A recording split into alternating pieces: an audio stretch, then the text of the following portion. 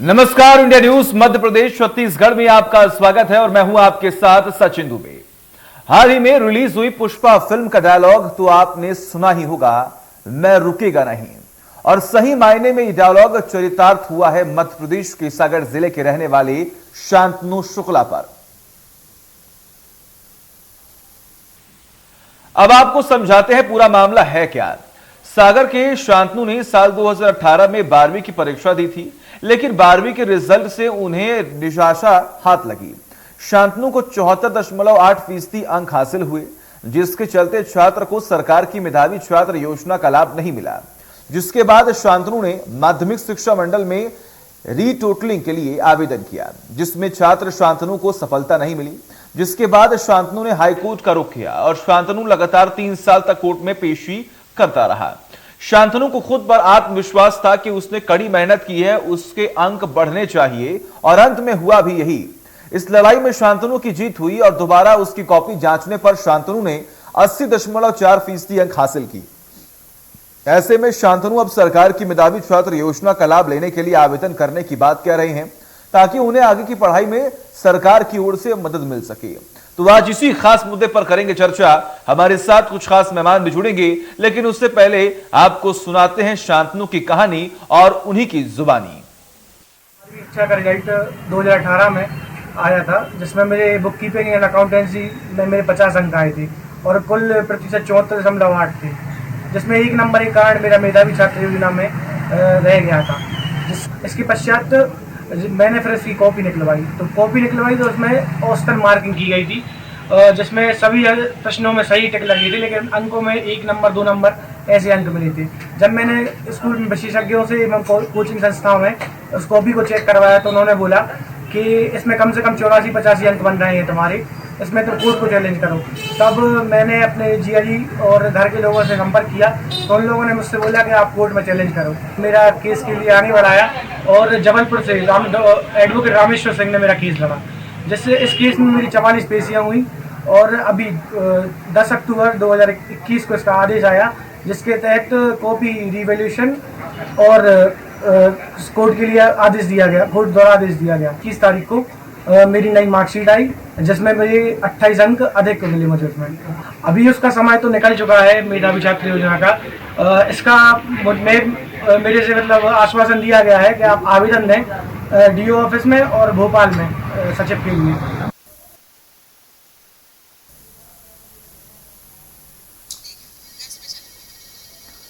तो सुना आपने किस तरीके से शांतनु शुक्ला ने कड़ी मेहनत की और उनकी मेहनत जो है वो रंग लाई और अंत में जाकर उनके जो परसेंटेज जो मार्क्स हैं वो बढ़े। हमारे साथ शांतनु शुक्ला खुद जो छात्र हैं वो जुड़े हुए हैं। शांतनु, आपका बहुत बहुत स्वागत है। और वही दूसरी ओर रामेश्वर पी सिंह जो कि याचिकाकर्ता के वकील हैं, आपका भी बहुत बहुत स्वागत है रामेश्वर जी। शांतनु जी, सबसे पहले आपका रुख करते हैं। सबसे पहले आपको ढेरों शुभकामनाएं कि आपकी मेहनत और आपकी कड़ी सफलता जो है वो देखने को मिली। आपको अपने पर विश्वास था और वो विश्वास कायम रहा, अंत में जाकर आपके मार्क्स बढ़े। लेकिन इसके पीछे की कहानी अभी बहुत लोगों को नहीं मालूम है। मैं चाहूंगा जरा एक बार पहले बताएं कि आखिर कितनी मुश्किलें आपके सामने आई और अंत में जाकर आपको सफलता मिली। जी, मुझे काफी समय के बाद सफलता मिली है इसमें, जिसमें करीब 4 साल तक तो केस के वर्क चला और जैसे ही मेरी मतलब 74.8 अंक प्राप्त हुए थे, 1 नंबर के कारण मुझे काफी कठिनाइयां हुई, जिसमें मुझे सभी जगह स्कूल संस्थाओं में फीस लगी मेरी और बहुत सी आर्थिक गतिविधियां नहीं मिल पाई मुझे। इसमें मुख्यमंत्री का लैपटॉप दिया जाता है 25,000 रुपए, वो कुछ भी मुझे फायदा नहीं मिला और काफी सभी ने मतलब नेगेटिव वाइब्स भी रही कि सब लोग बोले कि अभी नहीं करो, ऐसा कम नंबर भी हो सकते हैं इस टाइप से। लेकिन हमारे जो रामेश्वर सिंह वकील सर हैं, इन्होंने बहुत साथ दिया मेरा और पूरी प्रोसेस इन्हीं ने की है।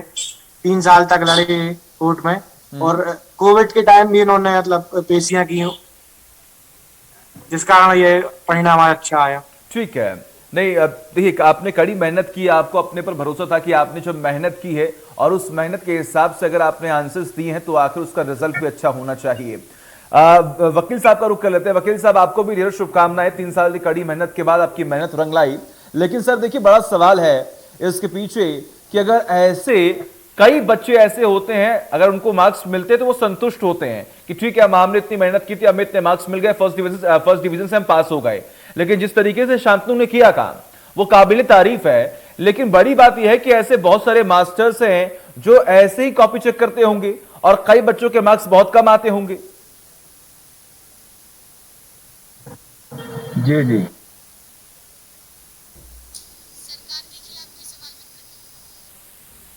तो वकील साहब, आपके सामने भी कई सारी परेशानी आई होंगी, किस तरीके से आपने मेहनत की। जी जी बोलिए। हाँ, ये आवाज आ रही ना मेरी? जी बिल्कुल आ रही है सर। तो हाँ, इसमें जब प्रकरण दाखिल किया था तो माननीय न्यायालय द्वारा नोटिस किया गया और लगभग 3 साल तक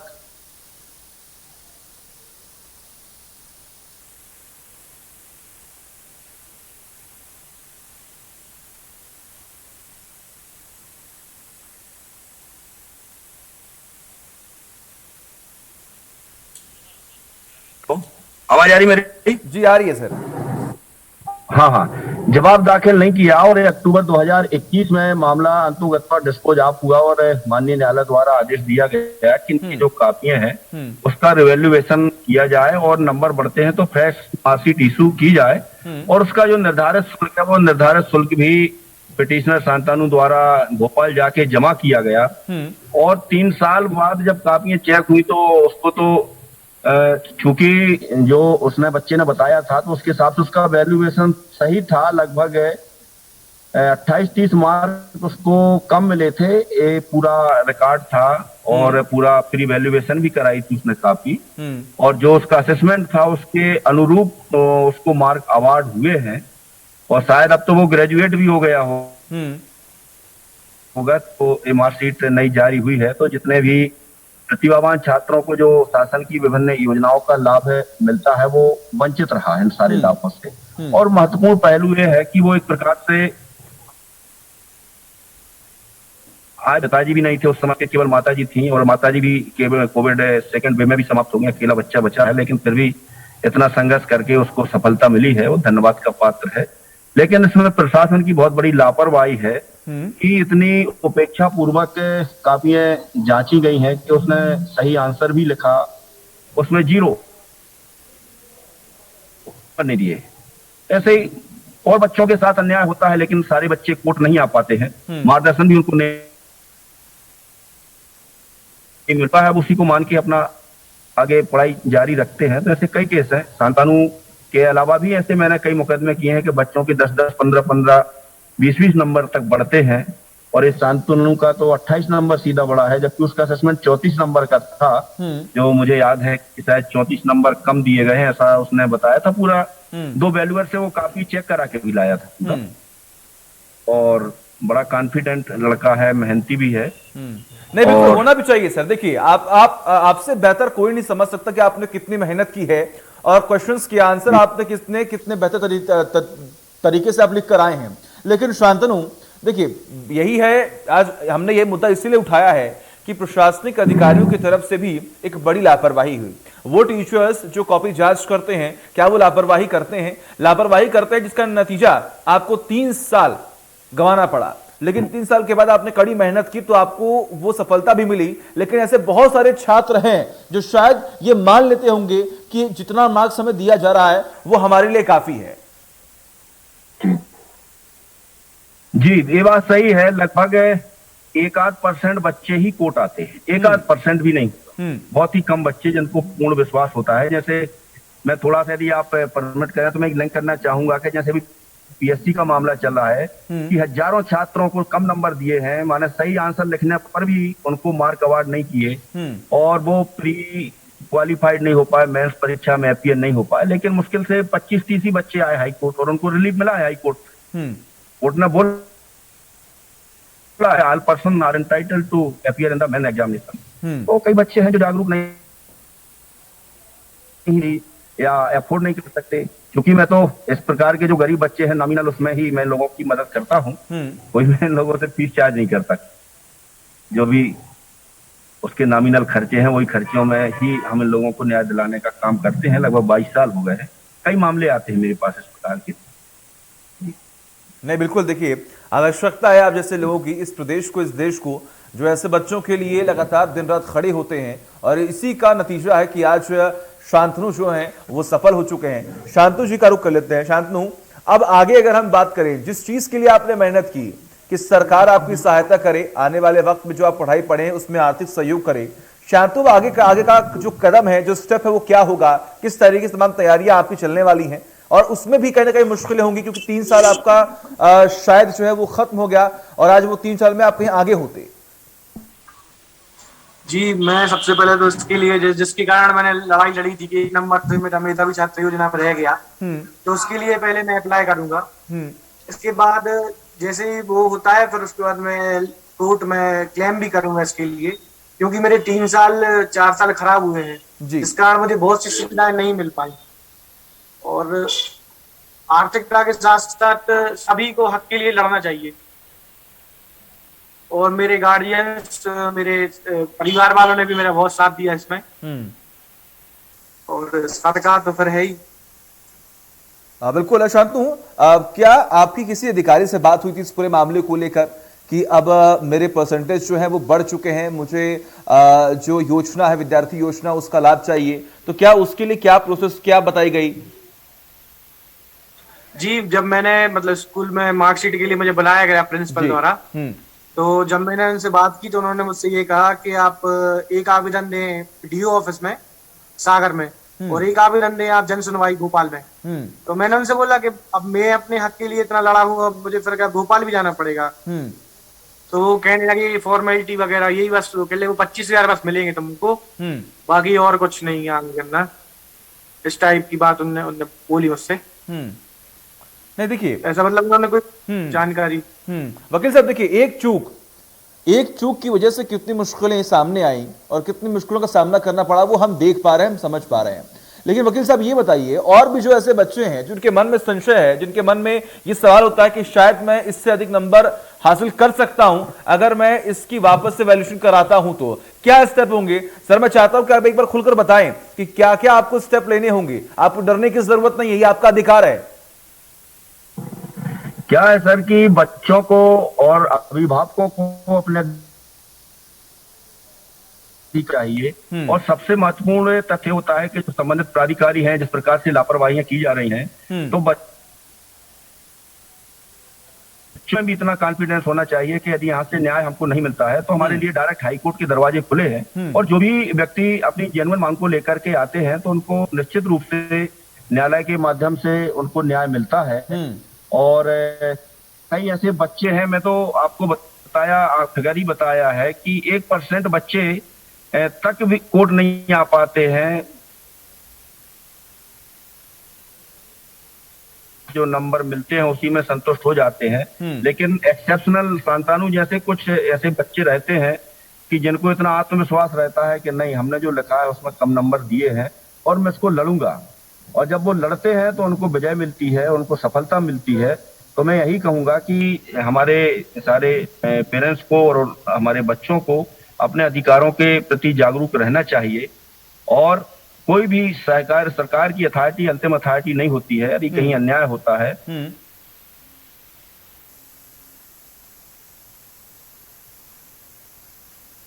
और जैसे अभी हमने आपको बहुत लेटेस्ट अभी एग्जाम्पल में जो बता रहा हूँ मध्य प्रदेश लोक सेवा आयोग का, कि कितना बड़ा अन्याय किया बच्चों के साथ, कि सही आंसर को मार्क ही नहीं दिया और गलत उन्होंने उसको आंसर दिया है। तो ऐसे कई बच्चे डिप्राइव हो गए हजारों की संख्या में, कि जिनको 2-2 नंबर कम है और वो कट ऑफ पे क्रॉस नहीं कर पाया, कट ऑफ तक नहीं पहुंच पाया और मैच से वंचित हो गए। लेकिन इसमें सबसे पहले मैंने 4 बच्चों के नाम से पिटीशन दाखिल की थी और उसमें कोर्ट को कन्विंस करके आदेश कराया, और जब वो आप लोगों मीडिया के माध्यम से पब्लिक में वो न्यूज गई तो हजारों बच्चों ने फोन किया है हमको कि सर मेरा भी ऐसा मामला है, ऐसा मामला है। तो मैंने बोला है कि भाई जो भी आप लोग पिटीशन फाइल करना चाहते हैं तो कोर्ट आके दे सकते हैं। क्योंकि हम ये कह सकते हैं कि कहीं ना कहीं जहां पर कॉपी चेक हो रही है वहां पर लापरवाही हो रही है। आखिर इसके पीछे की सच्चाई क्या हो सकती है? आपको क्या लगता है कि जहां पर कॉपी चेक हो रहा है उसमें कोई बदलाव की जरूरत है? इसमें सर सबसे बड़ी जो कहना चाहिए लैकुना है वो हमारा स्ट्रक्चर का लैकुना है कि अकाउंटेबिलिटी नहीं है। यदि किसी अधिकारी कर्मचारी की अकाउंटेबिलिटी फिक्स कर दी जाए, जवाबदेही, और यदि वो उसमें फॉल्ट करता है तो ही पर्सनल लायबल,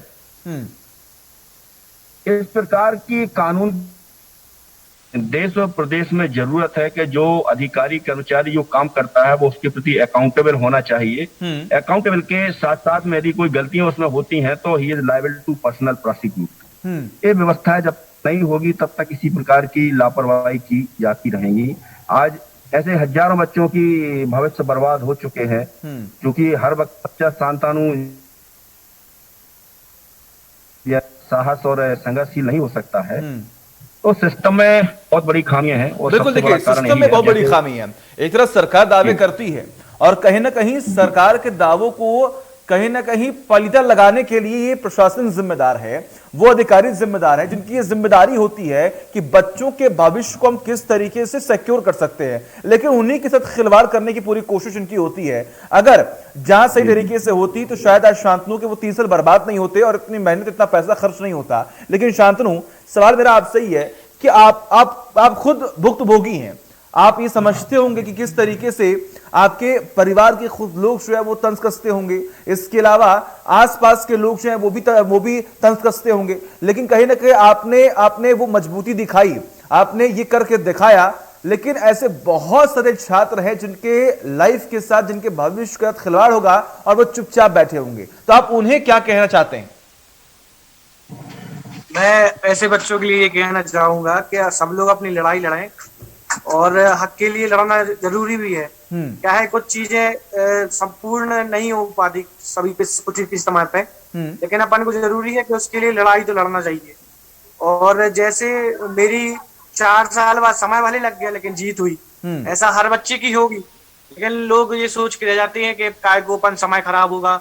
और एक सबसे बड़ी कठिनाई इसमें यह रहती है कि कहीं नंबर कम ना हो जाए। लोग ये सोचते हैं कि अभी तो पास कम से कम ना हो जाए नंबर। तो हमारे मतलब गार्जियंस, मतलब पड़ोसियों ने, सबने यही बोला कि तुम फालतू समय खराब कर रहे हो, नंबर और कम ना हो जाए तुम्हारे, इसलिए ऐसी बातें हुई। लेकिन आखिरकार जीत हुई। नहीं, बिल्कुल, देखिए अब कहने के जीत के हकदार हैं आप, आपने इतनी मुश्किलों का सामना किया है। उम्मीद भी हम यही कर रहे हैं कि आप अब अपना भविष्य जो है और सिक्योर कर सके, सरकार की जो तमाम योजनाएं उनका लाभ आपको मिल सके और आप अपना फ्यूचर जो है वो ज्यादा से ज्यादा ब्राइट जो है वो कर सके। वकील साहब, एक बार आपका रुख कर लेते हैं। वकील साहब, देखिए तमाम तैयारियों के साथ जब बच्चे एग्जाम देने जाते हैं तो उनके ऊपर कई सारे मेंटल प्रेशर भी होते हैं, लेकिन आपको क्या लगता है, क्या कोई बदलाव होना चाहिए? इतना मेंटल प्रेशर झेलने के बावजूद भी बच्चा एग्जाम दे रहा है, मार्क्स कम आ रहे हैं, उसके बावजूद आसपास के लोगों द्वारा टॉन्ट जो है वो भी कई बार हम खुद सुनते हैं, लेकिन उसके बावजूद भी बच्चे इतने परेशान होते हैं, इतना मेंटली प्रेशर झेलने के बावजूद भी अपने फ्यूचर के बारे में सोचते हैं। जी, इसमें सर चूंकि बच्चों जब तक वो कहते हैं ना कि जब तक हमारी भविष्य बर्बाद हो गया और इसके बाद हमको मिला, तो वो उतना महत्वपूर्ण नहीं रहता है। और इसमें चूंकि रेमेडी कानून में अवेलेबल है कि यदि इस प्रकार का फ्यूचर के साथ प्ले किया गया है तो हम संबंधित दोषी अधिकारियों के विरुद्ध कोर्ट में मुकदमा रजिस्टर के, और जो डैमेजेस हमको हुए हैं वो हम उनसे क्लेम कर सकते हैं पर्सनली और थ्रू गवर्नमेंट। इसके लिए हमारे लिए सिविल कोर्ट में रेमेडी अवेलेबल है, और चूंकि कंज्यूमर कोर्ट भी है और डायरेक्ट सिविल सूट भी फाइल कर सकते हैं। और इस प्रकार के केस चूंकि लोग नहीं कर पाते, इसमें कोर्ट फीस से जमा करना पड़ती है। लेकिन ऐसे मुकदमे यदि दायर चालू कर देंगे बच्चे तो हो सकता है कुछ सुधार आए, क्योंकि अभी तो कोई भी